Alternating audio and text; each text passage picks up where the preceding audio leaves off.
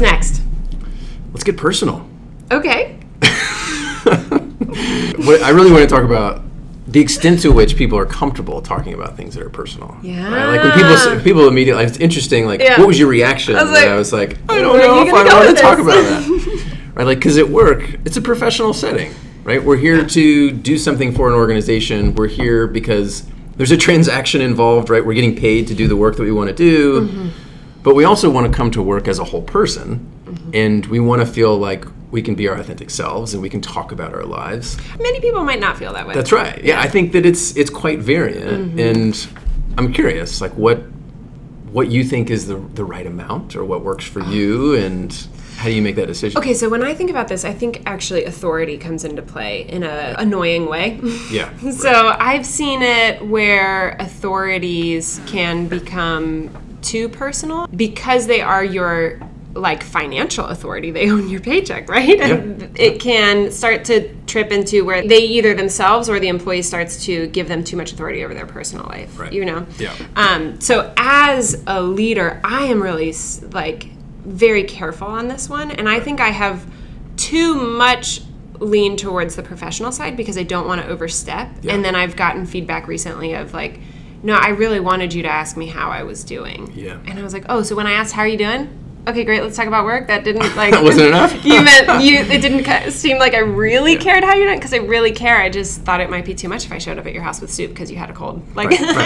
Trying not to go that far. Trying not to overstep, Didn't want to see you in your pajamas. Yeah. I totally get it. But I mean, I think naturally I'm so much personal to the point where I would be happy to be unproductive, to just spend a whole one-on-one about how are you feeling lately. Right. And so I would say I'm still trying to figure out what is a good balance there. Mm-hmm. What is your relationship as a potential manager, authority figure, person of control with the person that you're talking with? That's an important caveat that I think is important. It's probably good to caution on the side of being more professional versus personal until, and then it makes it harder because you have to kind of gradually get to the point that they know you're willing to get more personal and hear about their situation without going too far. It's like you really have to be careful but cautious and get in there and figure it out. And I think it's a big loss if you stay professional to keep it safe. Yeah. You don't want to be sterile. It's easier to be sterile, but it's one of those short-term easier, long-term drier and weaker state to be in. Totally. I think everyone is human. This is Kirsten's opinion here. Yes. I think everyone's human and we want to be known right. and we want to be validated, and work is a really beautiful place where that can come out. That's right. I'm just, as a leader, still trying to figure out what's a healthy balance so that I don't come across as feeling like I am overstepping, really. Sure. Yeah. It makes good sense.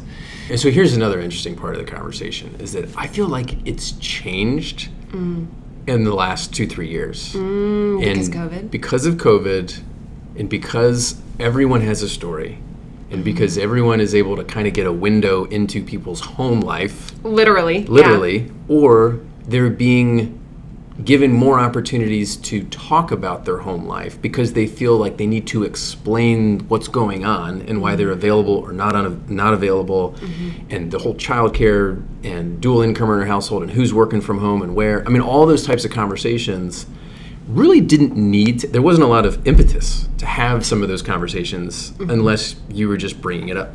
But now the situation has caused more people to talk about those types of things, and it has infused a little bit more. I feel like I know many of my colleagues' personal situations more so than what I did before COVID, and it's because people are talking about how they're managing and how they're, and I don't know if that's good or bad, but it definitely is changing things a little bit. I wonder if DE&I has something to do with this too. Yes. So many more open Yes. conversations about my experience It's that's tricky. different from yours, and it's okay that we have different experiences. And it's Very tricky. The conversation is being forced at, well, not forced, but the conversation has been opened, Right. and so it is coming more into the workplace. Yes. And if you're not having it in the workplace, you're losing. Right. And I do think that there is a concern in terms of being a colleague, especially a manager, that DE and I would be a concern if you are asking specific questions or priming too hard about people's personal lives. And if you're starting to ask people about what they're doing in their free time, that might be signaling things about their home life situation that could potentially be detrimental because you now view them in a certain way. And there actually has been some interesting writing about the fact that those that are, for example, in lower socioeconomic status, that when they are engaging in Zoom calls, they want their camera off, or they want background blurred, or whatever, because if people can see inside your home, it's signaling where you are in a way that makes people uncomfortable. And as a professor, we've been given pretty clear mandates on what we can and can't do in terms of asking students, for example, to turn cameras on. And so it really gets into this whole situation of, yes, it does help. Like, to know people's personal situation, it helps build trust and rapport and understanding and perspectives on what's going on in your life so that I can understand how to help you at work. But not everybody's comfortable with these conversations because it might then accidentally lead into things that aren't so good. Yeah. And also, I think it's recognizing when you are one way or the other that you should be aware of all of these contingencies that are out there. Like, I think I definitely am more so on the personal side. And I love talking about my family. I love talking about my 2 little girls. It is such a big part of my life, and I enjoy relating to others that are in that similar life stage and having those conversations. But I've found myself also recognizing that, you know what? Not everybody wants to talk about this. I mean, not everybody wants to talk about their kids as much as I want to talk about mine. I got to kind of, ease up a little bit because, you still also at the same time want to respect the things that they are comfortable having a conversation with. Just as you would on the other side of, wanting to make sure you infuse a little bit of trust and rapport through some of these things. It's not easy. That one's a tricky balance. Yes, they're all a balance.